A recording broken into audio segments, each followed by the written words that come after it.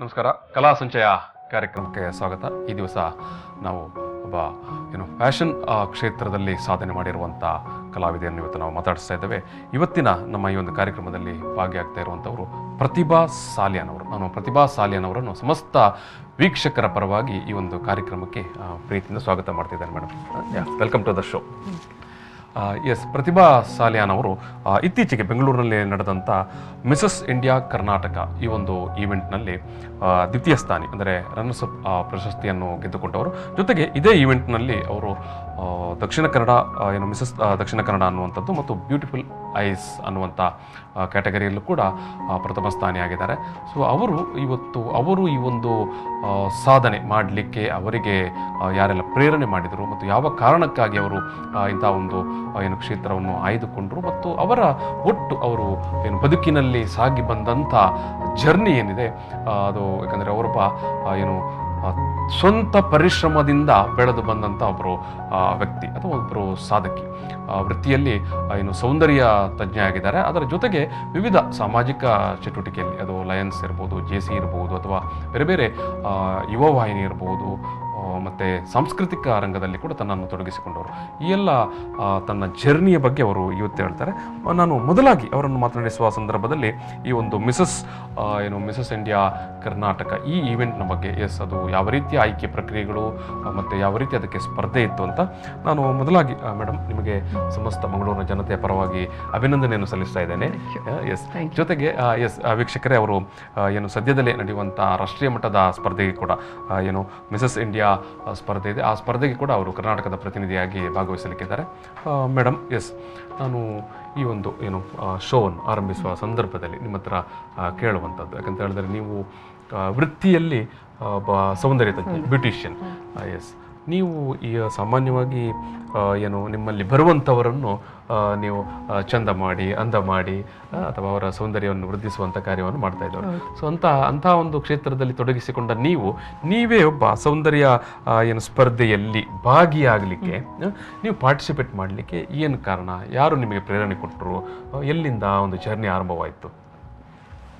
ನಿಜವಾಗಿ ನಾನು ಆರ್ಥೋಡಾಕ್ಸ್ ಫ್ಯಾಮಿಲಿಯಿಂದಲೂ ಬಂದವಳು. ಆದರೆ ಮಕ್ಕಳು ದೊಡ್ಡದಾದ್ಮೇಲೆ ನಾನು ಫಸ್ಟ್ ಯುವ ವಾಹಿನಿಗೆ ಸೇರಿದೆ. ಆದಮೇಲೆ JC, ಲಯನ್ಸ್, ಮಹಿಳಾ ಮಂಡಲ ಎಲ್ಲ ಸೇರಿದೆ. ಎಲ್ಲ ಕಡೆಯಲ್ಲೂ ಸೇರುವಾಗ ನನಗೆ ನಾನೊಂದು ಕಾಂಪಿಟೇಷನಲ್ಲಿ ಪಾರ್ಟಿಸಿಪೇಟ್ ಮಾಡಿದ್ರು, ಒಂದು ಡ್ಯಾನ್ಸಲ್ಲೇ ಆಗಲಿ, ಅಲ್ಲಾದರೆ ಸ್ಕಿಟ್ಟಲ್ಲೇ, ಎಲ್ಲಿ ಸಹ ಒಂದು ಫ್ಯಾನ್ಸಿ ಡ್ರೆಸ್ ಆಗಲಿ, ಏನಾದ್ರಲ್ಲೂ ನನಗೆ ಪ್ರೈಸ್ ಸಿಗ್ತಿತ್ತು. ಆಗ ನನ್ನ ಫ್ರೆಂಡ್ ಮರ್ಸಿ ಬ್ಯೂಟಿ ಸೆಲೂನ್ನವಳು ಯಾವಾಗ ಸಹ ಹೇಳ್ತಿದ್ಲು, ನೀನು ಯಾಕೆ ಮಿಸ್ಸಸ್ ಮ್ಯಾಂಗ್ಳೂರಿಗೆ ಸೇರಬಾರ್ದು, ಮಿಸ್ಸಸ್ ಮ್ಯಾಂಗ್ಳೂರಲ್ಲಿ ಯಾಕೆ ಪಾರ್ಟಿಸಿಪೇಟ್ ಮಾಡಬಾರ್ದು, ಮಾಡುವಂತ ಯಾವಾಗ ಸಹ ನನ್ನಲ್ಲಿ ಹೇಳ್ತಾ ಇದ್ಲು. ನಾನು ಹೇಳ್ತಿದ್ದೆ, ಜವಾಬ್ದಾರಿ ಇತ್ತು ನನಗೆ ತುಂಬ. ಮಗ ಎಜುಕೇಶನ್ ಇತ್ತು, ಮಗಳದ್ದು ಎಜುಕೇಶನ್ ಆಗಿ ಒಂದು ಮದುವೆ ಮಾಡೋದು. ಒಂದು ಇಂಜಿನಿಯರ್ ಆಗಿ ಈಗ ಮೋತಿಶ್ಯಾಮಲ್ಲಿ ಜಾಬ್ ಅಲ್ಲಿ ಇದ್ದಾನೆ. ಹೌದು, ಲಾಸ್ಟ್ ಇಯರ್ ಮುಗಿಸಿದ. ಮಗಳದು ಸಹ 2 years ಆಯ್ತು ಮದುವೆ ಆಗಿ. ಹಾಗೆ ಅದು ಜವಾಬ್ದಾರಿ ಮುಗಿಸಿದ ಮೇಲೆ ಮಕ್ಕಳ ಎಲ್ಲ ಜವಾಬ್ದಾರಿಗಳನ್ನು ಅಂದ್ರೆ ಒಂದು ಹಂತಕ್ಕೆ ಅವರನ್ನೆಲ್ಲ ತಂದು ನಿಲ್ಲಿಸಿ ನೀವು ಈ ಒಂದು ಸ್ಪರ್ಧಾ ರಂಗಕ್ಕೆ ಬಂದ್ರಿ. Great great. ಹೇಳಿ ಮೇಡಮ್. ನಿಮಗೆ ಮರ್ಸಿ ಬ್ಯೂಟಿ ಸಲೂನ್ ಅವರು ನಿಮಗೆ ಮೊದಲ ಪ್ರೇರಣೆ ತಂದು ಕೊಟ್ಟರು. ಮತ್ತೆ ಅದೇ ಪಾತ್ವೆದು ದೀಪಕ್ ಗಂಗೂಲಿ ಸರ್ ಸಹ ನನಗೆ ಹೇಳಿದ್ರು, ನೀವು ಸೇರಿ ಅಂತ. ಹಾಗೆ ಸ್ಟಾರ್ಟ್ ನಮಗೆ ಸಿಟಿ ಲೆವೆಲ್ ಕಾಂಪಿಟೇಷನ್ ಇತ್ತು. ಸಿಟಿ ಲೆವೆಲ್ ಕಾಂಪಿಟೇಷನ್ ಅಲ್ಲಿ ವಿನ್ ಆಗಿ ಮತ್ತೆ ನಮಗೆ ಮ್ಯಾಂಗ್ಳೂರು ಲೆವೆಲ್ ಅಂದ್ರೆ ಅದೇ ಡಿಸ್ಟ್ರಿಕ್ಟ್ ಲೆವೆಲ್ ಹೇಳ್ಬೋದು. ಅದು ನಮ್ಮ ಕುಂದಾಪುರದಿಂದ ಮಡಿಕೇರಿವರೆಗೆ ಕಾಂಪಿಟೇಟರ್ 100 ಕಾಂಪಿಟೇಟರ್. ಅದರಲ್ಲಿ 40 ಅನ್ನು ಇವರು ಸೆಲೆಕ್ಟ್ ಮಾಡಿದ್ರು. ಅದರಲ್ಲಿ ನಾನು ಒಬ್ಬಳಾಗಿದ್ದೆ. ಆದ್ಮೇಲೆ ಆ 40 ನಮಗೆ ಮಿಸ್ಸಸ್ ಮ್ಯಾಂಗ್ಳೂರಿಗೆ ಬಂದರು. ಅದರಲ್ಲಿ ನಾನು ಮಿಸ್ಸಸ್ ಮ್ಯಾಂಗ್ಳೂರು ರನ್ನರ್ ಅಪ್ ಆಗಿ ಬಂದೆ. ಹಾಗೆ ಕ್ರೌನ್ ವಿನ್ನರ್ಗೆ ನಮಗೆ ಹೋಗುವ ಚಾನ್ಸ್ ಇತ್ತು. ಹೋಗುದಾ ಬೇಡ ಅಂತ ಇದ್ದೆ. ಆದ್ರೆ ಯಾಕೆ ಹೋಗುದಾ ಬೇಡ ಅಂತ ನೀವು ಆಲೋಚನೆ ಮಾಡಿದ್ದು ಅಂದ್ರೆ ತುಂಬಾ ಕಷ್ಟ ಉಂಟು, ಸುಲಭ ಇಲ್ಲ ಹೇಳಲಿಕ್ಕೆ. ಏನು ಫ್ಯಾಷನ್ ಫೀಲ್ಡ್ ಖಾಲಿ ಬಿಟ್ಟುಕೊಂಡು ಹೋಗುದು ಆ ಥರ ಎಣಿಸ್ತಾರೆ, ಏನೂ ಇಲ್ಲ ಇದರಲ್ಲಿ. ಮಿಸ್ಸಸ್ ಮ್ಯಾಂಗ್ಳೂರು ಹೇಳುವಾಗ ನಮಗೆ ನಮ್ಮ ಭಾರತೀಯ ಸಂಸ್ಕೃತಿ ಪ್ರಕಾರವೇ ಟ್ರೆಡಿಷನ್ ಶೋ ಅಂಥದ್ದೆಲ್ಲ ಇರ್ತದೆ. ಆದ್ರೆ ಹೇಳುವಾಗ ಕೆಲವರು ಎಣಿಸ್ತಾರೆ, ಫ್ಯಾಷನ್ ಶೋ ಇದು ಏನೋ ನಮ್ಮ ಗಂಡ ಬಿಡುದಿಲ್ಲ ಅಂತದಿಲ್ಲ, ಎಲ್ಲರ ಗಂಡಂದಿರಿದ್ದೇ ಬಂದವರು, ಫ್ಯಾಮಿಲಿ ಇದ್ದೇ ಬಂದವರು, ವಿತ್ ಫ್ಯಾಮಿಲಿ. ಅದೇ ಆದ್ರೆ ಜನರಿಗೆ ಒಂದು ಇರ್ತದೆ ಆ ಫ್ಯಾಷನ್ ಫೀಲ್ಡ್ ಅಂತ, ಇಲ್ಲ ಅದೇನೇ ಇಲ್ಲ. ಫುಲ್ ನಮ್ಗೆ ಭಾರತೀಯ ಸಂಸ್ಕೃತಿಯನ್ನು ಟ್ರೆಡಿಷನಲ್ ಅನ್ನು ನಮ್ಗೆ ಮೇನ್ ನಮ್ಗೆ ಅಲ್ಲಿ ಇಲ್ಲಿ ಈ ಇವೆಂಟ್ ಅಲ್ಲಿ ಬಹುಮುಖ್ಯವಾಗಿ ನಾವು ಗಮನಿಸುವಂತದ್ದು ಎಲ್ಲ ಮದುವೆ ಆದಂತ ಮಹಿಳೆಯರಿಗೆ ಭಾಗವಹಿಸಲಿಕ್ಕೆ ಇರುವಂತ ಮಿಸಸ್ ಮ್ಯಾಂಗ್ಳೂರ್ ಅಥವಾ ಮಿಸಸ್ ಸೌತ್ ಕೆನರಾ ಅಥವಾ ಈಗ ನೀವು ಪಾರ್ಟಿಸಿಪೇಟ್ ಮಾಡಿ ಗೆದ್ದಿರುವಂತದ್ದು ಮಿಸಸ್ ಕರ್ನಾಟಕ ಇವೆಂಟ್ ಅಲ್ಲಿ ಈಗ ನೀವು ಗೆದ್ದಿರುವಂತದ್ದು. ಈಗ ಮುಂದೆ ನೀವು ಹೋಗ್ತಾ ಇರುವಂತದ್ದು ಕೂಡ ಮಿಸಸ್ ಇಂಡಿಯಾ ಕಾಂಪಿಟೇಷನ್. ಸೊ ಹಾಗಾಗಿ ನೀವು ಹೇಳುವಂತದ್ದು ಇಡೀ ಒಂದು ಕುಟುಂಬದ ಭಾಗಿದಾರಿಕೆ ಆಗುತ್ತೆ ಈ ಒಂದು ಇವೆಂಟ್ ಆಗುವಾಗ ಅಂತ. ಸಪೋರ್ಟ್ ಬೇಕಾಗ್ತದೆ. ಈಗ ಎಸ್ ನೀವು ಹೇಳಿದ್ರಿ, ಎಸ್ ಈಗ ನಿಮಗೆ ದೀಪಕ್ ಅವರು ಸಪೋರ್ಟ್ ಮಾಡಿದ್ದು, ಮರ್ಸಿ ಅವರು ಸಪೋರ್ಟ್ ಮಾಡಿದ್ದು, ಎಸ್ ನಿಮ್ಮ ಮನೆಯವರು, ನಿಮ್ಮ ಮಕ್ಕಳು ಮತ್ತು ನಿಮ್ಮ ಪತಿಯ ಕಡೆಯಿಂದ ಯಾವ ರೀತಿಯ ಸಪೋರ್ಟ್ ಬಂತಿದ್ದಕ್ಕೆ? ಮೋರಲ್ ಸಪೋರ್ಟ್ ಮಾತ್ರ. ಸ್ಟ್ರಗಲ್ ಮಾಡಿದ್ದು ನಾನೊಬ್ಬಳೆ.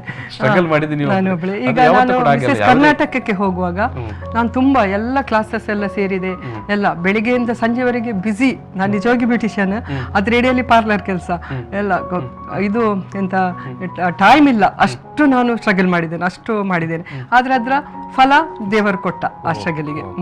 ಇದಂದ್ರೆ ಎಸ್ ಸ್ಟ್ರಗಲ್ ಅಂತ ಹೇಳಿದ್ರೆ ನೀವು ತುಂಬಾ ಪರಿಶ್ರಮ ಪಟ್ರಿ ಅಂತ. ಖಂಡಿತ. ಎಸ್ ಅಂತಿಮವಾಗಿ ಯಾರು ಸ್ಪರ್ಧೆಯಲ್ಲಿ ಇರ್ತಾರೆ ಅವರೇ ಸ್ಟ್ರಗಲ್ ಮಾಡಬೇಕಾದದ್ದು ಕೂಡ ಇವೆಂಟ್ ಅಲ್ಲಿ. ಮತ್ತೆ ಸುಲಭ ಇಲ್ಲ, ಹೇಳಲಿಕ್ಕೆ ಸುಲಭ ಅಂತ ಆಗ್ತದೆ, ತುಂಬಾ ಸ್ಟ್ರೆಸ್ ಅಲ್ಲಿ ನಮ್ಗೆ ಆಗ್ತದೆ. ಈ ಜಡ್ಜಸ್ನವರು ಅವ್ರದ್ದು ಕ್ವಶನ್ಸ್ ತುಂಬಾ, ಒಂದು ಫಸ್ಟ್ ನಮ್ಗೆ ಇಂಟ್ರೊಡಕ್ಷನ್ ರೌಂಡಿಗೆ 5 ಜಡ್ಜಸ್ ಕೂತು ಕ್ವಶನ್, ಬೇರೆ ಬೇರೆ 3 ಮಿನಿಟ್ಸ್, ಬೇರೆ ಬೇರೆ ತರದ ಕ್ವಶನ್ಸ್ ಅವರದ್ದು. ಹಾಗೆ ಆದ್ರೆ ಅನುಭವ, ಒಳ್ಳೆ ನಮ್ಗೆ ಅನುಭವ, ಒಳ್ಳೆ ಒಂದು ಅನುಭವ ತಂದು ಕೊಟ್ಟಿದೆ. ಒಂದು ಒಳ್ಳೆಯ ಏನು ಸ್ಪರ್ಧಾತ್ಮಕ ತುಂಬಾ ಕಾಂಪಿಟಿಷನ್ ಕೂಡ ಇತ್ತು, ತುಂಬಾ ಕಾಂಪಿಟಿಷನ್ ಇತ್ತು. ಮತ್ತೆ ಒಂದು ಒಳ್ಳೆಯ ಒಂದು ಮೋಟಿವೇಶನ್ ಆಗುವಂತ ಕೂಡ ಒಂದು ಇವೆಂಟ್. ಯಾಕಂತ ಹೇಳಿದ್ರೆ ಸಾಮಾನ್ಯವಾಗಿ ಮದುವೆ ಆದ ನಂತರ ಮಹಿಳೆಯರು ಅಥವಾ ಹೆಣ್ಮಕ್ಕಳು ಅವರು ಒಂದು ಸಂಸಾರದ ಜವಾಬ್ದಾರಿ ಇಲ್ವಾ ಏನು ಅವರು ತೊಡಗಿಸಿಕೊಂಡಿರುವಂತ ಉದ್ಯೋಗ ಅಥವಾ ಉದ್ಯಮದ ಜವಾಬ್ದಾರಿಯಲ್ಲೇ ಇರ್ತಾರೆ. ಸೊ ಹೆಂಗಸರಿಗೆ ಮತ್ತೆ ಸ್ವಲ್ಪ ಜಾಸ್ತಿ ಇರ್ತದೆ, ಮನೆದು ಮಕ್ಕಳದು ತುಂಬಾ ಇರ್ತದೆ. ಖಂಡಿತ ಖಂಡಿತ ಖಂಡಿತ. ಅದರೊಟ್ಟಿಗೆ ನಮ್ಮ ಉದ್ಯಮವನ್ನು ಸಹ ನಾವು ಮುಂದೆ ಕೊಂಡೋಗ್ಬೇಕು. ಹಾಗೆ ಸೊ ಇಂತಹ ಸಂದರ್ಭದಲ್ಲಿ ನೀವು ಒಂದು ಮಾತು ಹೇಳಿದ್ರಿ, ನಾನು ತುಂಬಾ ಸ್ಟ್ರಗಲ್ ಮಾಡಿದೆ, ಅಂದ್ರೆ ತುಂಬಾ ಪ್ರಿಪರೇಷನ್ ಮಾಡಿದೆ ಅಂತ. ಎಸ್, ಏನೆಲ್ಲ ಪ್ರಿಪರೇಷನ್ ಅಂತ? ಯಾಕಂತ ಹೇಳಿದ್ರೆ ಈ ಕಾರ್ಯಕ್ರಮ ನೋಡ್ತಾ ಇರುವವರು ಈಗ ಇಂಥ ಒಂದು ಇವೆಂಟ್ ಅಲ್ಲಿ ಪಾರ್ಟಿಸಿಪೇಟ್ ಮಾಡುವಂತ ಮುಂದಿನ ಸಂದರ್ಭದಲ್ಲಿ ಭಾಗವಹಿಸುವವರಿಗೆ ಕೂಡ ಅದೊಂದು ಪ್ರೇರಣೆ ಆಗಬೇಕು. ನೀವು ಯಾವ ರೀತಿ ನಿಮ್ಮ ಪ್ರಿಪರೇಷನ್ ಶೆಡ್ಯೂಲ್ಗಳು ಇತ್ತು, ಏನೆಲ್ಲ ಪ್ರಿಪರೇಷನ್ ಅಂತ? ಮೇನ್ ನಾನು ಜಿಮ್ಮಿಗೆ ಸೇರಿದೆ. ಯಾಕೆ ಹೇಳಿದ್ರೆ ಈ ಲಾಕ್ಡೌನ್ ಇಂದಾಗಿ ಮನೆಯಲ್ಲಿ ಕೂತು ತಿಂದು ಎಲ್ಲರೂ ದಪ್ಪ. ಮೇನ್ ನಮ್ಗೆ ಹೊಟ್ಟೆ ಎಲ್ಲ ಇರಬಾರ್ದು ಅಂತದೆಲ್ಲ ಇರ್ತದೆ ನಮ್ಮ ಇದಕ್ಕೆ ಈವೆಂಟ್ಗೆ. ಹೇಳ್ತಾರೆ ಯಾವ ರೀತಿ ಇರಬಹುದು ಅಂತ, ಆದ್ರೆ ಇಲ್ಲ, ಅದನ್ನೆಲ್ಲ ನೋಡ್ತಾರೆ. ಅದಕ್ಕಾಗಿ ನಾನು ಫಸ್ಟ್ ಜಿಮ್ಮಿಗೆ ಸೇರಿದೆ. ಅಲ್ಲಿ ಜಿಮ್ ಇನ್ಸ್ಟ್ರಕ್ಟರ್ ಜೀತ್ ಒಳ್ಳೆ ಇದು ಮಾಡಿದ್ರು, ಎಕ್ಸ್ಟ್ರೀಮ್ ಜಿಮ್ ಪಂಪೋಯಲ್ಲಿ ಒಳ್ಳೆ 1.5 ಗಂಟೆ ನನಗೆ ಒಳ್ಳೆ ಇದು ಕೊಟ್ಟರು. ನಾನು 1 ತಿಂಗಳಲ್ಲಿ 5 kg ಡೌನ್ ಆದೆ. 5 kg ಡೌನ್ ಆದೆ. ತುಂಬಾ ಅಂದ್ರೆ ನಾನು ಸಹ ಅಷ್ಟೇ ಇದು ಮಾಡ್ತೇನೆ, ಹಾರ್ಡ್ ವರ್ಕ್ ಮಾಡ್ತೇನೆ. ನಾನೊಂದು ಸೇರಿದ್ರೆ ಮತ್ತೆ ಅದರಲ್ಲಿ ನಾನು ಡೆಡಿಕೇಟ್ ಆಗ್ತೇನೆ. ನನ್ನ ಹಾಗೆ ಅದಕ್ಕಿಂತ ಮೊದಲು ಸ್ವಲ್ಪ ಉದಾಸೀನ, ಮತ್ತೆ ನಾನು ಸೇರಿದ ನಾಳೆ ಇಂಥ ಒಂದು ಈವೆಂಟ್ ಉಂಟು, ಆ ಈವೆಂಟ್ಗಾಗಿ ನಾನು ಸಿದ್ಧತೆ ಮಾಡಿಕೊಳ್ಳಬೇಕು ಅನ್ನೋಂಥ ಒಂದು ಕಾನ್ಶಿಯಸ್. ಹೌದು. ಆದ್ಮೇಲೆ ಇದಕ್ಕೆ ಸೇರಿದೆ, ಡಾನ್ಸ್ ಕ್ಲಾಸಿಗೆ ಹೋಗ್ತಿದ್ದೆ. ಆ ಮ್ಯಾಮ್ ನನಗೆ ಒಳ್ಳೆ ಇದು ಮಾಡಿದ್ರು, ಲತಾ ಗೋಪಾಲ್ ಅಂತ. ಮತ್ತೆ ಆದ್ಮೇಲೆ ನಾನು ರ್ಯಾಂಪ್ ವಾಕಿಗೆ ಸೇರಿದೆ, ರ್ಯಾಂಪ್ ವಾಕ್ ಕ್ಲಾಸಿಗೆ. ಅಂದ್ರೆ ನಮ್ಗೆ ಮಿಸಸ್ ಮ್ಯಾಂಗ್ಳೂರ್ ಇದ್ದು ಸಾಕಾಗುದಿಲ್ಲ, ಅಲ್ಲಿ ಸ್ವಲ್ಪ ಎಲ್ಲ ಹೈ ಲೆವೆಲ್ ಬರ್ತಾರೆ ಅಲ್ಲ. ಹಾಗೆ ರ್ಯಾಂಪ್ ವಾಕಿಗೆ ನನಗೆ ಪ್ರೀತಿ ಅಂತ ಒಬ್ಳು ನನಗೆ ಒಳ್ಳೆ ಇದು ಮಾಡಿ ಗೈಡ್ ಮಾಡಿದ್ದು. ಮತ್ತೆ ನಾನು ಇಂಗ್ಲಿಷ್ ಮಾತಾಡ್ತೇನೆ, ಫ್ಲೂಯೆಂಟ್ ಇಲ್ಲ ನಂದು, ಸ್ಟೇಜಲ್ಲಿ ಮಾತಾಡುವಷ್ಟು ಇದಿಲ್ಲ. ಅದಕ್ಕಾಗಿ ನಾನು ಅದು ಕ್ಲಾಸಿಗೂ ಸೇರಿದೆ, ಕಾಸ್ಟ್ಯೂಮ್ ಕಾಟೇಜ್ ಇದ್ದು ಸುಜಾತಾ ಮೇಡಮ್ ಹತ್ರ. ಹಾಗೆ ಬೆಳಿಗ್ಗೆಯಿಂದ ಸಂಜೆವರೆಗೆ ಕ್ಲಾಸ್, ಪಾರ್ಲರ್, ಮನೆ ಕೆಲಸ ಅಲ್ಲಿ ಆಯ್ತು. ಮತ್ತೆ ಯಾಕೆ ಹೇಳಿದ್ರೆ ಮಗಳಿಲ್ಲ, ಮಗ ಅವನ ಜಾಬಿಗೆ ಹೋಗ್ತಾನಲ್ಲ, ಹಾಗೆ ಅವನ ಹತ್ರ ಹೇಳಿದೆ 1 ತಿಂಗಳು ಅಡ್ಜಸ್ಟ್ ಮಾಡಬೇಕು ನೀನು ಅಂತ. ಆಯ್ತು ಹೇಳಿದ, ಅವಂದೇ ಫುಡ್ ಎಲ್ಲ ತಿಂದು ಹೊರಗಿಂದ ತಿಂದೆಲ್ಲ ನೋಡ್ತಾರೆ. ತುಂಬಾ ತ್ಯಾಗ ಮಾಡಿದ. ಹೌದೌದು, ಸಲುವಾಗಿ ಒಂದು ಒಳ್ಳೆ ಈವೆಂಟ್ ಪಾರ್ಟಿಸಿಪೇಟ್ ಮಾಡ್ತಾ ಇದ್ದಾರೆ. ಅವರಿಗೆ ಯಶಸ್ವಿ ಆಗ್ಲಿ ಅಂತ ಅವನದು ಕೂಡ ಹಾರೈಕೆ. ಸೊ ನೀವು ನೀವೆಲ್ಲ ಹೇಳಿದ ಈ ಈವೆಂಟ್ಗಳು, ನೀವು ಡ್ಯಾನ್ಸ್ ಇರಬಹುದು ಅಥವಾ ಜಿಮ್ ಇರಬಹುದು ಅಥವಾ ಇಂಗ್ಲೀಷ್ ಕೋಚಿಂಗ್ ಇರಬಹುದು ಅಥವಾ ರ್ಯಾಂಪ್ ವಾಕ್, ಇವೆಲ್ಲ ಎಷ್ಟು ಟೈಮ್ ತಗೊಂಡ್ರೆ? 1 ತಿಂಗಳು 2 ತಿಂಗಳು? ನಿಜವಾಗಿ ಅದು ನಮ್ಮ ಅದೇ ಪ್ರಿಪರೇಷನ್ ನಮ್ದು ಲಾಕ್ಡೌನ್ ಇಂದಾಗಿ ಆಗ್ಲಿಲ್ಲ, ಎಂತ ಮಾಡ್ಲಿಕ್ಕೆ ಆಗ್ಲಿಲ್ಲ. ಹಾಗೆ ಲಾಸ್ಟ್ 1 ಮಂತ್ ನಮ್ದು ಇದು ನಿಜವಾಗಿ ನಾವು ಲಾಸ್ಟ್ ಇಯರ್ನವರು 2020 ಮಿಸ್ಸೆಸ್ ಮ್ಯಾಂಗ್ಳೂರ್ನಲ್ಲಿ. ಆದರೆ ಈ ಲಾಕ್ಡೌನ್ ಇಂದಾಗಿ ಪೋಸ್ಟ್ಪೋನ್ ಆಗಿ ಅದು ಮೊನ್ನೆ ಆಗಸ್ಟಿಗೆ ಬಂತು. ಆವಾಗ ಆಗಸ ಇದೆ ನಮಗೆ, ಆದರೆ ಹೋಗ್ಲಿಕ್ಕೆ ಆಗಲಿಲ್ಲ. ಮತ್ತೆ 1 ತಿಂಗಳಲ್ಲಿ ಮಾತ್ರ ನಾನು 1 ತಿಂಗಳಲ್ಲಿ ಪ್ರತಿಯೊಂದು ಹಾರ್ಡ್ ವರ್ಕ್ ಮಾಡಿದೆ. ಯಾಕೆ ಡ್ಯಾನ್ಸ್ ಕ್ಲಾಸ್ಗೆ ಹೋಗಲೇಬೇಕು, ನಮಗೆ ಟ್ಯಾಲೆಂಟ್ ರೌಂಡ್ ಉಂಟಲ್ಲಿ. ಮತ್ತೆ ಎಲ್ಲ ಪ್ರತಿಯೊಂದಕ್ಕೂ ಪ್ರಿಪರೇಷನ್ ಆಗಲೇಬೇಕು. ಟ್ಯಾಲೆಂಟ್ ಅಂತ ವಿಚಾರ ಬರುವಾಗ ಪ್ರೇಕ್ಷಕರು ನಾನೊಂದು ವಿಚಾರವನ್ನು ನೆನಪಿಸಬೇಕು ನಿಮಗೆ. ನಾನು ಪ್ರತಿಭಾ ಸಾಲಿಯನ್ ಅವರ ಇನ್ನೊಂದು ಪ್ರತಿಭೆ ಏನಂತ ಹೇಳಿದ್ರೆ, ಹೆಸರೇ ಅವರದ್ದು ಪ್ರತಿಭೆ, ಪ್ರತಿಭಾ ಸಾಲಿಯನ್. ಅದಕ್ಕೆ ತಕ್ಕದಾದಂಥ ಪ್ರತಿಭೆ ಕೂಡ ಈಗಾಗಲೇ ಅವರು ಮಿಸೆಸ್ ಇಂಡಿಯಾ ಕರ್ನಾಟಕ ಈವೆಂಟ್ನಲ್ಲಿ ರನ್ನರ್ಸ್ ಅಪ್ ಆಗಿದ್ದಾರೆ. ನಾನು ಆಗಲೇ ಹೇಳಿದೆ, ಬೇರೆ ಬೇರೆ ಸಾಮಾಜಿಕ ಸಂಘಟನೆಯಲ್ಲಿ ತನ್ನನ್ನು ತೊಡಗಿಸಿಕೊಂಡವರು ಅಂತ. ಅದರ ಜೊತೆಗೇ ಅವರು ಒಬ್ಬ ನಟಿ ಕೂಡ. ನಟಿ ಅಂತ ಹೇಳಿದ್ರೆ ಅನೇಕ ಶಾರ್ಟ್ ಮೂವೀಸ್ಗಳಲ್ಲಿ ಅವರು ಪಾತ್ರ ವಹಿಸಿದ್ದಾರೆ. ಭಾರಿ ಮುಖ್ಯವಾಗಿ ಗಮನಿಸಬೇಕಾದಂಥದ್ದು ಒಂದು, ಅವರು ಮಂಗಳಮುಖಿಯ ಪಾತ್ರವನ್ನು ಮಾಡಿರುವಂಥದ್ದು. ಅದು ಡಿಸ್ಟ್ರಿಕ್ಟ್ ಲೆವೆಲ್ ಕಾಂಪಿಟೇಷನ್ ಅಲ್ಲಿ ಡಿಸ್ಟ್ರಿಕ್ಟ್ ಲೆವೆಲ್ ಸಾಂಸ್ಕೃತಿಕ ಸ್ಪರ್ಧೆಯೊಂದರಲ್ಲಿ ಒಂದು ಕಿರು ನಾಟಕದಲ್ಲಿ ಅವರು ಮಂಗಳಮುಖಿಯ ಪಾತ್ರ ಮಾಡ್ತಾರೆ. ಸಾಮಾನ್ಯವಾಗಿ ಮಂಗಳಮುಖಿಯ ಪಾತ್ರ ಮಾಡೋದು ತುಂಬಾ ಚಾಲೆಂಜಿಂಗ್ ರೋಲ್ ಅದು. ಎಸ್, ಅದು ಅವರ ಒಂದು ಪ್ರತಿಭೆಗೆ ಸಾಕ್ಷಿಯಾಗಿದ್ದಂಥ ಒಂದು ಈವೆಂಟ್ ಕೂಡ. ಅವರು ಶಾರ್ಟ್ ಮೂವಿ ಆದ್ಯ ಅನ್ನುವಂಥ ಶಾರ್ಟ್ ಮೂವಿ, ಅದು ಪ್ರಶಸ್ತಿ, ಅದರಲ್ಲಿ ಡಾಕ್ಟರ್ ಅವರ ಒಂದು ಪಾತ್ರ ಮಾಡಿರ್ತಾರೆ. ಅದರಲ್ಲಿ ಅವರಿಗೆ ಆ ಒಂದು ಮೂವಿಗೆ ಕೂಡ ಪ್ರಶಸ್ತಿ ಬಂದಿರುತ್ತೆ. ಆಮೇಲೆ ಮಡಿಲ ಬೆಳಗು ಬಾಳ ಸೊಬಗು ಅನ್ನುವಂಥ ಶಾರ್ಟ್ ಮೂವಿ, ಅದು ಕೂಡ ತುಂಬ ಜನಪ್ರಿಯತೆ ಪಡೆದಂಥ ಶಾರ್ಟ್ ಮೂವಿ ಅದು. ಅಂದರೆ ಅನೇಕ ಈ ರೀತಿಯ ಟೆಲಿಫಿಲ್ಮ್ಗಳು ಶಾರ್ಟ್ ಮೂವಿಯಲ್ಲಿ ಗೌರ್ಮೆಂಟ್ ಲೆವೆಲಲ್ಲಿ ಸೆಕೆಂಡ್ ಪ್ರೈಸ್, ಸರ್ಕಾರಿ ಮಟ್ಟದಲ್ಲಿ ಅದಕ್ಕೆ ದ್ವಿತೀಯ ಬಹುಮಾನ ಬಂದಂಥ ಶಾರ್ಟ್ ಮೂವಿ ಅದು ಮಡಿಲ ಬೆಳಗು ಭಾಳ ಸೊಬಗು ಅನ್ನುವಂಥ ಒಂದು ಶಾರ್ಟ್ ಮೂವಿ. ಮತ್ತು ಒಂದಷ್ಟು ಸಿನಿಮಾಗಳಲ್ಲಿ ಕೂಡ ಸಣ್ಣ ಸಣ್ಣ ಪಾತ್ರಗಳಲ್ಲಿ ಭಾಗಿಯಾಗಿದ್ದಾರೆ. ಅಂದರೆ ನಟನೆ ಕೂಡ ಅವರ ಒಂದು ಆದ್ಯತೆಯ ಮತ್ತು ತುಂಬ ಆಸಕ್ತಿಯ ಕ್ಷೇತ್ರವಾಗಿತ್ತು. ಎಸ್ ಮೇಡಮ್, ಹೇಳಿ, ಈ ಜರ್ನಿ ನೀವು ಹೇಳಿದಿರಿ ಎಲ್ಲ ಸಿದ್ಧತೆಗಳನ್ನು ಈ ರೀತಿಯಾಗಿ ನಾನು ಮಾಡಿಕೊಂಡೆ ಅಂತ. ಎಲ್ಲ ಸಿದ್ಧತೆಗಳು ನೀವು ಹೇಳಿದ್ರೆ ಮಧ್ಯೆ ಒಂದು ಲಾಕ್ಡೌನ್ ಬಂತು, ಆನಂತರ ಮತ್ತೆ ಪ್ರಿಪೇರ್ ಮಾಡುವಾಗ ಇನ್ನೇನೋ ಇವೆಂಟ್ ಈಗ ಬೆಂಗಳೂರಿನಲ್ಲಿ ನಡೆಯುತ್ತೆ, ಸದ್ಯದಲ್ಲಿ ಬರುತ್ತೆ, ಅಷ್ಟೊತ್ತಿಗೆ ನಿಮಗೆ ಸಂಪೂರ್ಣ ನೀವು ಕಾನ್ಫಿಡೆನ್ಸ್ ಲೆವೆಲ್ಗೆ ಬಂದ್ರ? ಆಲ್ಮೋಸ್ಟ್ ನನ್ನ ಪ್ರಿಪರೇಷನ್ ಎಲ್ಲ ಪೂರ್ತಿ ಆಯ್ತು ಅಂತ ಬಂದಿದೆ. ನಾನಂದ್ರೆ ಅಷ್ಟು ಹಾರ್ಡ್ 1 ಮಂತ್ ಅಲ್ಲಿ ತುಂಬಾ ಹಾರ್ಡ್ ವರ್ಕ್ ಮಾಡಿದ್ದೇನೆ. ಅದೇ ಹೇಳಿದಲ್ಲ, ಮನೆಯನ್ನು ಸ್ಯಾಕ್ರಿಫೈಸ್ ಮಾಡಿ ನಾನು ಹಾರ್ಡ್ ವರ್ಕ್ ಮಾಡಿದ್ದೇನೆ. ಈಗ ನೀವು ಬೆಂಗಳೂರಿನಲ್ಲಿ ಈ ಒಂದು ನಿಮ್ಮ ಈವೆಂಟ್ ಅಥವಾ ಈ ಒಂದು ಸ್ಪರ್ಧಾಕೂಟ ನಡೆಯಿತು. ಅಲ್ಲಿಗೆ ಇಡೀ ರಾಜ್ಯದ ಬೇರೆ ಬೇರೆ ಭಾಗಗಳಿಂದ ಸ್ಪರ್ಧಾಳುಗಳು ಬಂದಿರ್ತಾರೆ.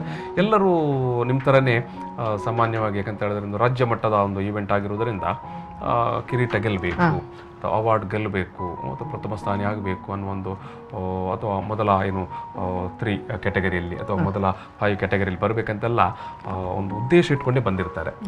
ನಿಮ್ಮ ಥರನೇ ತುಂಬ ಸ್ಟ್ರಗಲ್ ಕೂಡ ಮಾಡಿರ್ತಾರೆ, ಪ್ರಿಪರೇಷನ್ ಕೂಡ ಮಾಡಿರ್ತಾರೆ, ತರಬೇತಿಯನ್ನು ಕೂಡ ಪಡ್ಕೊಂಡಿರ್ತಾರೆ. ಹಾಗಾಗಿ ಇಡೀ ರಾಜ್ಯದ ಈ ಪಾರ್ಟಿಸಿಪೇಟ್ಸ್ ಅನ್ನು ನೋಡುವಾಗ, ಅವರ ಮಧ್ಯೆ ನಿಂತಾಗ ನಿಮ್ಗೆ ಹೇಗೆ ಅನಿಸಿತ್ತು, ಏನನಿಸಿತು? ಎಲ್ಲ ಇಡೀ ರಾಜ್ಯದವರು ಬಂದಿರ್ತಾರೆ ಅಲ್ಲಿ. ಎಲ್ಲರೂ ಒಬ್ಬರಿಂದ ಒಬ್ಬರು ಒಳ್ಳೆ ಇದ್ದಿದ್ರು. ಹಾಗೆ ಆದರೆ ನಾನು ಗೆಲ್ತೇನೆ ಅನ್ನೋ ಒಂದು ನನಗೆ ಕಾನ್ಫಿಡೆನ್ಸ್ ಇತ್ತು. ಅಂದರೆ ಏನೋ ಸ್ಟೇಜ್ ಫಿಯರ್ ಎಲ್ಲ ನನಗೆ ಸ್ವಲ್ಪ ಕಡಿಮೆ.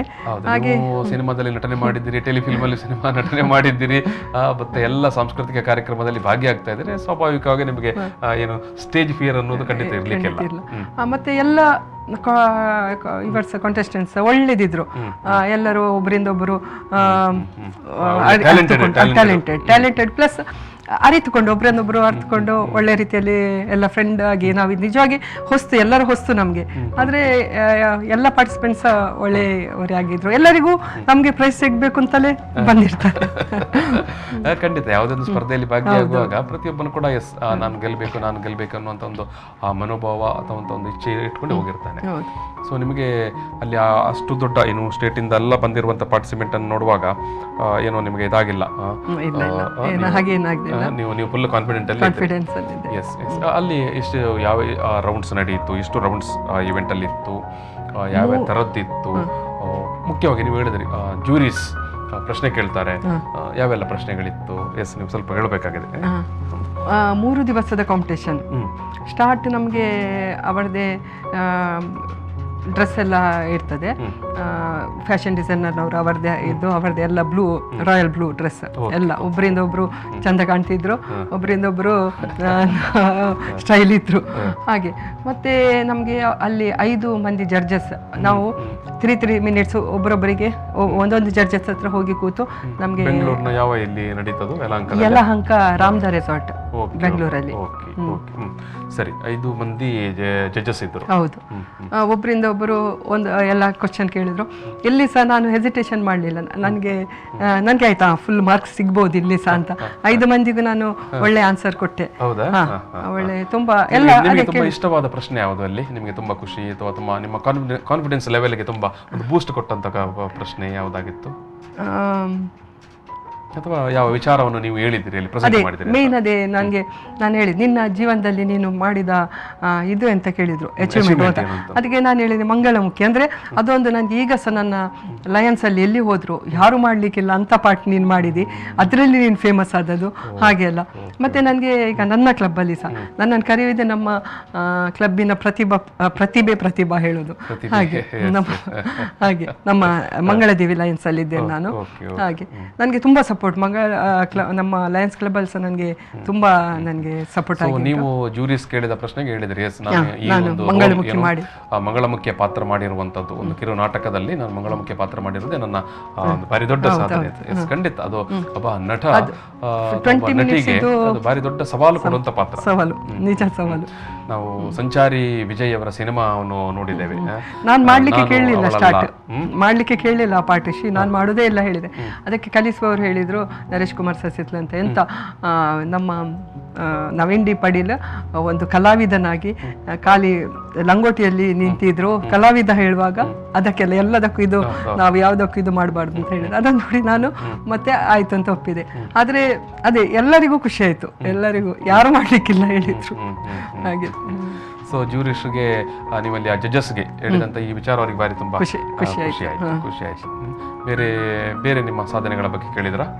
ಹೌದು, ಎಲ್ಲ ಅದೇ ನಾನೆಲ್ಲ ಹೇಳಿದೆ, ಶಾರ್ಟ್ ಮೂವಿದೆಲ್ಲ ಹೇಳಿದೆ. ನಾನು ಎಲ್ಲ ಸಂಘ ಸಂಸ್ಥೆಯಲ್ಲಿದ್ದೇನೆ, ಎಲ್ಲದರಲ್ಲೂ ನನಗೆ ಅದೇ ಕಲ್ಚರಲ್ಲಿ ನಾನು ಸಾಧಾರಣ ಎಲ್ಲ ಇದರಲ್ಲಿ. ನಮ್ದು ಡಿಸ್ಟ್ರಿಕ್ಟ್ ಲೆವೆಲ್ ರಾಣಿ ಹಬ್ಬಕ್ಕ ಸವೈತು ಇದ್ರಲ್ಲಿ ಮೂಡಬಿದ್ರೆಯಲ್ಲಿ ಇತ್ತು. ಅದರಲ್ಲೂ ರಾಣಿ ಹಬ್ಬಕ್ಕನ ಇದರಲ್ಲಿ ನನಗೆ ಫಸ್ಟ್ ಅವಾರ್ಡ್ ಸಿಕ್ಕಿತ್ತು. ಎಲ್ಲ ವಿಚಾರವನ್ನು ನೀವು ಹೇಳಿದ್ರಿ. ಈಗ ಈ 5 ರೌಂಡ್ಸ್ ಅಲ್ಲಿ ಫಸ್ಟ್ ರೌಂಡು 5 ರೌಂಡ್ಸ್ ಅಂತಲ್ಲ, 5 ಜಡ್ಜಸ್ ಇದ್ದಾರೆ ಆ ದಿವಸ. ರೌಂಡ್ಸ್ ತುಂಬಾ ಇತ್ತು ನಮಗೆ. ಫೋಟೋ ಶೂಟ್ ಇರ್ತದೆ, ಮತ್ತೆ ಸ್ಪೋರ್ಟ್ಸ್ ರೌಂಡ್ ಅಂತ ಇರ್ತದೆ, ಮತ್ತೆ ಟ್ಯಾಲೆಂಟ್ ರೌಂಡ್ ಇರ್ತದೆ, ಮತ್ತೆ ಇದು ಲೆಹಂಗಾ ರೌಂಡ್ ಅಂದ್ರೆ ಟ್ರೆಡಿಷನಲ್. ಆ ದಿವಸ ನಮಗೆ ಸಬ್ ಟೈಟಲ್ ಕೊಡ್ತಾರೆ, ಬ್ಯೂಟಿಫುಲ್ ಸ್ಮೈಲ್, ಬ್ಯೂಟಿಫುಲ್ ಐಸ್, ಆ ಥರ ಎಲ್ಲ. ಅದು ಸೆಕೆಂಡ್ ಡೇ. ಫಸ್ಟ್ ಡೇ ನಮಗೆ ಅದೇ ಇಂಟ್ರಡಕ್ಷನ್ ಎಲ್ಲ ಇರ್ತದೆ, ಮತ್ತೆ ಗ್ರೂಮಿಂಗ್ ಸೆಕ್ಷನ್ ಅದೆಲ್ಲ ಇರ್ತದೆ ನಮಗೆ. ಇದು ರ್ಯಾಂಪ್ ವಾಕ್ ಅದೆಲ್ಲ ಸ್ವಲ್ಪ ಇದು ಮಾಡ್ತಾರೆ. ಮತ್ತೆ ಕಾಂಪಿಟೇಷನ್ಸ್ ತುಂಬ ಇರ್ತದೆ ಅಲ್ಲಿ, ಎಲ್ಲ ಅದನ್ನು ಕೌಂಟ್ ಮಾಡ್ತಾರೆ. ಕೌಂಟ್ ಮಾಡಿ ಫಿನಾಲೆ ದಿವಸ ನಮಗೆ 3 ರೌಂಡು. ಅದರಲ್ಲಿ ನಮಗೆ ಫಸ್ಟ್ ಟ್ರೆಡಿಷನಲ್ ರೌಂಡು, ಅದರಲ್ಲಿ ನಾನು ರಾಣಿ ಹಬ್ಬಕ್ಕಲ್ಲೇ ಮಾಡಿದೆ. ಅಂದ್ರೆ ಜಸ್ಟ್ ಅದು ರ್ಯಾಂಪ್ ವಾಕ್ ಬರ್ಲಿಕ್ಕೆ ನಮಗೆ, ಅದು ಆಕ್ಟ್ ಮಾಡ್ಲಿಕ್ಕಿಲ್ಲ. ಆದ್ರೆ ಅವರು ನಮ್ಮ ಇದನ್ನೆಲ್ಲ ಹೇಳ್ತಾರೆ, ಏನು ರಾಣಿ ಹಬ್ಬಕ್ಕ ಯಾರು ಏನು ಅಂತದ್ದು ಹೇಳ್ತಾರೆ. ಅದೊಂದು, ಅದು ಒಮ್ಮೆ ಗ್ರೂಪ್ ಅಲ್ಲಿ ಇರ್ತದೆ ನಮಗೆ. ಮತ್ತೆ ಟ್ರೆಡಿಷನ್ ರೌಂಡ್ ಇಂಡಿವಿಜುವಲ್, ಮತ್ತೆ ಹವಾಯಿ ರೌಂಡ್ ಅಂತ ಇರ್ತದೆ, ಅಂದ್ರೆ ಬೀಚ್ ರೌಂಡ್ ಹೇಳಿದ್ರೆ ಬೀಚ್ ಡ್ರೆಸ್ ಆ ಥರ ಅಲ್ಲ ನಮ್ಗೆ, ಅದು ಈ ಇದೆಲ್ಲ ಹಾಕಿ ಚೈನ್ ಎಲ್ಲ ಗೊತ್ತಾಯ್ತಲ್ಲ ನಿಮ್ಗೆ, ದೊಡ್ಡ ದೊಡ್ಡ ಇದು ಫ್ಲವರ್ ಇದು ಡ್ರೆಸ್ ಎಲ್ಲ ಹಾಕಿ ಸ್ಟೈಲ್ ಬೇರೆ ಬೇರೆ ಥರದ್ದು. ಅದು ರೌಂಡ್, ಅದು ಸಾಗಿಲ್ಲ ಒಮ್ಮೆ ಗ್ರೂಪಲ್ಲಿ ಇರ್ತದೆ, ಗ್ರೂಪ್ ಇರೋಲ್ಲಿ ಡಾನ್ಸ್ ಎಲ್ಲ ಇರ್ತದೆ. ಆದಮೇಲೆ ಇದು ಇಂಡಿವಿಜುವಲ್ ರೌಂಡು, ಲಾಸ್ಟಿಗೆ ಗೌನ್ ರೌಂಡ್ ಅಂತ. ಅದರಲ್ಲಿ ನಮಗೆ 37 ಮೆಂಬರ್ ಇದ್ದೇವೆ ನಾವು. 37 25 ಅನ್ನು ಸೆಲೆಕ್ಟ್ ಮಾಡ್ತಾರೆ ಇದಕ್ಕೆ ಗೌನ್ ರೌಂಡಿಗೆ. ಒಮ್ಮೆ ಇದು ಗ್ರೂಪಲ್ಲಿ ಬರ್ಲಿಕ್ಕುಂಟು, ಮತ್ತೆ ಸಿಂಗಲ್ ಬರುವಾಗ ಸಹ ಬರ್ಲಿಕ್ಕುಂಟು. ಬಂದಾದ್ಮೇಲೆ ಮತ್ತೆ ನಮಗೆ 25 ಮೆಂಬರನ್ನು ಸೆಲೆಕ್ಟ್ ಮಾಡ್ತಾರೆ. ಅದರಲ್ಲಿ ಅಲ್ಲಿ ನಮಗೆ ಕ್ವಶನ್ ಆನ್ಸರ್ ರೌಂಡು. ಕ್ವಶನ್ ಕೇಳ್ತಾರೆ, ನಾವು ಆನ್ಸರ್ ಮಾಡಬೇಕು. ಯಾರು ಯಶಸ್ವಿ ಮಹಿಳೆ ಕೇಳಿದ್ರು, ನಾನು ಸುಧಾಮೂರ್ತಿ ಹೇಳಿದೆ ಹಾಗೆ ಅವರ ಹಾರ್ಡ್ ವರ್ಕ್ ಅವರ ಕಾಂಟ್ರಿಬ್ಯೂಷನ್ ಹೌದು ಅದೆಲ್ಲ ಹೇಳಿದೆ. ಹೆಂಗಸರಿಗೆ ಹಾರ್ಡ್ ವರ್ಕ್ ಮೇನ್ ಬೇಕು ನನ್ನ ಪ್ರಕಾರ. ಹಾರ್ಡ್ ವರ್ಕ್ ಮಾಡಿದ್ರೆ ಎಲ್ಲಿ ಸಹ ನಾವು ಸಕ್ಸಸ್ ಆಗ್ತೇವೆ ಅಂತ. ಹಾರ್ಡ್ ವರ್ಕ್ ಮಾಡಿದ್ರೆ ನಾವು ಎಲ್ಲಿ ಕೂಡ ಸಕ್ಸಸ್ ಆಗುತ್ತೇವೆ. ಎಕ್ಸಾಂಪಲ್ ನಾನೇ, ಎಕ್ಸಾಂಪಲ್ ನೀವೇ. ಖಂಡಿತ ನೀವು ಹೇಳಿದ್ರೆ ಒಂದು ತಿಂಗಳು ಯಾವ ರೀತಿ ಒಂದು ಪರಿಶ್ರಮವನ್ನು ಪಟ್ಟೆ ಅಂತ. ಎಸ್, ಇವಾಗ ಮುಂದೆ ನಡೆಯುವಂತ ಏನು ಮಿಸಸ್ ಇಂಡಿಯಾ ಈ ಒಂದು ಏನು ಸ್ಪರ್ಧೆ ಇದೆ, ಬಹುಶಃ ಜೈಪುರದಲ್ಲಿ ನಡೆಯುತ್ತೆ. ಜೈಪುರ ಅಲ್ಲ, ರಾಜಸ್ಥಾನ್. ಎಸ್, ಈ ಒಂದು ಸ್ಪರ್ಧೆಗೆ ಯಾವ ರೀತಿ ನೀವು ಸಿದ್ಧತೆ ಮಾಡಿಕೊಳ್ಬೇಕು ಅಥವಾ ಮಾಡ್ತಾ ಇದ್ದೀರಿ? ಇಲ್ಲ, ಈಗ ಮಾಡ್ಲಿಕ್ಕೆ ಹಿಡಿಲಿಲ್ಲ, ಇನ್ನು ಮಾಡ್ಬೇಕು. ಅಂದ್ರೆ ಇಲ್ಲಿ ಇದರಿಂದ ಸ್ವಲ್ಪ ರಿಲ್ಯಾಕ್ಸ್ ಆಗಿ ಅಲ್ಲಿಂದ ಬಂದ್ಮೇಲೆ ಸ್ವಲ್ಪ ಹೆಲ್ತ್ ಎಲ್ಲ ಇದಾಯ್ತು, ಅಂದ್ರೆ ಸ್ಟ್ರೆಸ್ ಎಲ್ಲ ಇರ್ತದಲ್ಲ, ಸ್ವಲ್ಪ ನಿಮಗೆ ರಿಲ್ಯಾಕ್ಸ್ ಮಾಡ್ಲಿಕ್ಕೆ ಟೈಮ್ ಬೇಕು. ಆನಂತರ ನೀವು ಈ ಒಂದು ನ್ಯಾಷನಲ್ ಈವೆಂಟ್ ಅಲ್ಲಿ ಕರ್ನಾಟಕಕ್ಕಿಂತ ಜಾಸ್ತಿ ನಾನು ಹಾರ್ಡ್ ವರ್ಕ್ ಮಾಡಬೇಕಾಗುತ್ತೆ. ಎಸ್, ನಾನು ಈ ಒಂದು ಮಾತುಕತೆಯನ್ನು ಇಲ್ಲಿಗೆ ಸಮಾಪನ ಮಾಡ್ತೇನೆ. ಕೊನೆಯದಾಗಿ ನೀವು ಯಾರಿಗಾದ್ರೂ ಥ್ಯಾಂಕ್ಸ್ ಹೇಳಬೇಕಂತ ಇದ್ರೆ ನಿಮ್ಮ ಈ ಒಂದು ಈವೆಂಟ್ ಅಲ್ಲಿ ನಿಮಗೆ ಈ ಒಂದು ಗೆಲ್ಲಲಿಕ್ಕೆ ಕಾರಣಕರ್ತರು ಅಥವಾ ಪ್ರೇರಣೆ? ಥ್ಯಾಂಕ್ಸ್ ಅಂದ್ರೆ ನಾನು V4 ಮೀಡಿಯಾಕ್ಕೆ ಫಸ್ಟ್ ಥ್ಯಾಂಕ್ಸ್ ಹೇಳ್ತಾ ಇದ್ದೇನೆ, ನನಗೆ ಇಂಥ ಒಂದು ಅವಕಾಶವನ್ನು ಮಾಡಿಕೊಟ್ಟದಕ್ಕೆ. ಮತ್ತೆ ನಾನು ಈಗ ರೈತರ ಸಂಘಕ್ಕೆ ಒಂದು ಸೇರಿದ್ದೇನೆ, ಅದರಲ್ಲಿ ಡಿಸ್ಟ್ರಿಕ್ಟ್ ಲೆವೆಲ್ ಅಲ್ಲಿ ಇದು ಹಸಿರು ಸೇನೆ ಅದರದ್ದು ವೈಸ್ ಪ್ರೆಸಿಡೆಂಟ್ ಆಗಿದ್ದೇನೆ ಡಿಸ್ಟ್ರಿಕ್ಟ್ ಇದು. ಹಾಗೆ ಏನಾದ್ರೂ ಒಂದು ಇನ್ನು ಸಾಧನೆ ಮಾಡಬೇಕು ಅಂತ ಉಂಟು, ಮಕ್ಕಳು ದೊಡ್ಡದಾದ್ರು ಹಾಗೆ ಸೇರಿದ್ದೇನೆ. ಮತ್ತೆ ಥ್ಯಾಂಕ್ಸ್ ಹೇಳ್ತಾ ಇದೆ V4 ಮೀಡಿಯಾಕ್ಕೆ ಫಸ್ಟ್ ಥ್ಯಾಂಕ್ಸ್ ಹೇಳ್ತಾ ಇದ್ದೇನೆ, ನನಗೆ ಇಂಥ ಒಂದು ಅವಕಾಶವನ್ನು ಮಾಡಿಕೊಟ್ಟದಕ್ಕೆ. ಮತ್ತೆ ನಿಮ್ಮ ಫ್ಯಾಮಿಲಿ, ನನ್ನ ಮಕ್ಕಳಿಗೆ, ನನ್ನ ಅಳಿಯನಿಗೆ, ಎಲ್ಲರಿಗೂ, ಮತ್ತೆ ನನ್ನ ಫ್ರೆಂಡ್ಸಿಗೆ 99% ನನಗೆ ಎಲ್ಲರೂ ಸಪೋರ್ಟ್ ಮಾಡಿದವ್ರೆ. 1% ಒಂದು ಬೇಕಲ್ಲ, ನಾವು ಮುಂದೆ ಬರ್ಲಿಕ್ಕೆ ಯಾರಾದ್ರೂ ಕಾರಲ್ಲಿ ಒಂದು ಬೇಕಲ್ಲ, ಹಾಗೆ ಒಂದು 1% ಎಲ್ಲಿ ಸೇರ್ಬೋದು, ಆದ್ರೆ ಅದರಿಂದಾಗ್ಲಿ ನಾವು ಮುಂದೆ ಬರುವುದು. ಸವಾಲು ಅನ್ನೋದು ಬೇಕಂತೆ ಯಾವತ್ತೂ ಕೂಡ.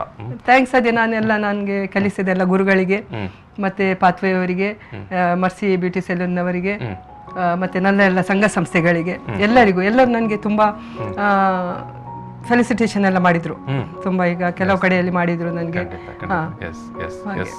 ಮಹಿಳಾ ಕಾಂಗ್ರೆಸ್ನವರು ಮಾಡಿದ್ರು ನಿಜವಾಗಿ, ಮತ್ತೆ ಲಯನ್ಸ್, ಈ ವಾಹಿನಿ ಎಲ್ಲ ಕಡೆಯಲ್ಲೂ ಮಾಡ್ತಾ ಇದ್ದಾರೆ. ಹಾಗೆ ಎಲ್ಲರಿಗೂ ಥ್ಯಾಂಕ್ಸ್ ಹೇಳ್ತಾ ಇದ್ದೇನೆ. ಎಲ್ಲರಿಂದಾಗಿಯೇ ನಾನು ಮುಂದುವರೆದದ್ದು, ಜನರಿಂದಾಗಿ, ಜನರ ಪ್ರೀತಿಯಿಂದಾಗಿ. ಪ್ರತಿಭಾ ಸಾಲಿಯನ್ ಅವರು ಅವರ ಪ್ರತಿಭೆಯನ್ನು ಬೇರೆ ಬೇರೆ ವೇದಿಕೆಗಳಲ್ಲಿ, ಬೇರೆ ಬೇರೆ ಆಯಾಮಗಳಲ್ಲಿ ಅವರಿಗೆ ಪ್ರಸ್ತುತಪಡಿಸಲಿಕ್ಕೆ ಅವಕಾಶಗಳು ಸಿಕ್ಕಿದೆ. ಅದು ನಟನೆ ಇರಬಹುದು, ಅಥವಾ ಸಮಾಜ ಸೇವೆ ಇರಬಹುದು, ಅಥವಾ ಶಾರ್ಟ್ ಮೂವಿ ಇರಬಹುದು, ಸಿನಿಮಾ ಇರಬಹುದು, ಅಥವಾ ಮಾಡೆಲಿಂಗ್ ಇರಬಹುದು, ಅಥವಾ ಸಾಂಸ್ಕೃತಿಕ ಕ್ಷೇತ್ರ ಇರಬಹುದು. ಎಲ್ಲ ಕ್ಷೇತ್ರಗಳಲ್ಲಿ ಕೂಡ ದೊಡ್ಡ ಸಾಧನೆಯನ್ನು ಮಾಡಿದವರು. ಮತ್ತು ಇವಾಗ ಅವರಿಗೊಂದು ಭಾರಿ ದೊಡ್ಡ ಪ್ಲಾಟ್ಫಾರ್ಮೇ ಸಿಕ್ಕಿತ್ತು, ಅದು ಮಿಸಸ್ ಕರ್ನಾಟಕ ಈ ಒಂದು ಇವೆಂಟ್ನಲ್ಲಿ ಕೂಡ ಅವರು ಪ್ರಶಸ್ತಿ ಅಥವಾ ಒಂದು ಕಿರೀಟವನ್ನು ಮುಡಿಗೇರಿಸಿಕೊಳ್ಳುವಂಥ ಅವಕಾಶ ಸಿಕ್ಕಿತ್ತು. ಇದೀಗ ಮುಂದೆ ಅವರಿಗೆ ಏನು ಮಿಸಸ್ ಇಂಡಿಯಾ ಈ ಒಂದು ಈವೆಂಟಲ್ಲಿ ಕೂಡ ಸ್ಪರ್ಧೆ ಮಾಡಲಿಕ್ಕೆ ಅವಕಾಶ ಸಿಕ್ಕಿದೆ. ಆ ಒಂದು ಈವೆಂಟಲ್ಲಿ ಕೂಡ ನಿಮಗೆ ಎಲ್ಲ ಯಶಸ್ವಿ ಆಗಲಿ ಅಂತ ನಾನು ಸಮಸ್ತ ವೀಕ್ಷಕರ ಪರವಾಗಿ, ಕರಾವಳಿಯ ವೀಕ್ಷಕರ ಪರವಾಗಿ ನಿಮಗೆ ಹಾರೈಸ್ತಾ ನಾನು ಈ ಒಂದು ಮಾತುಕತೆಯನ್ನು ಇಲ್ಲಿ ಸಮಾಪನ ಮಾಡ್ತಿದ್ದೇನೆ. ಈ ಒಂದು ಮಾತುಕತೆಯಲ್ಲಿ ಭಾಗಿಯಾದಕ್ಕಾಗಿ ನಾನು ಪ್ರತಿಭಾ ಸಾಲಿಯನ್ ಅವರಿಗೆ ಮತ್ತೊಮ್ಮೆ ಪ್ರೀತಿಯ ಧನ್ಯವಾದವನ್ನು ಸಮರ್ಪಣೆ ಮಾಡ್ತಾ ಇದ್ದೇನೆ. ಎಸ್, ಈ ಒಂದು ಕಲಾ ಸಂಚಯ ಮಾತುಕತೆಯನ್ನು ಇಲ್ಲಿ ಸಮಾಪನ ಮಾಡ್ತಾ ಇದ್ದೇನೆ. ಧನ್ಯವಾದಗಳು.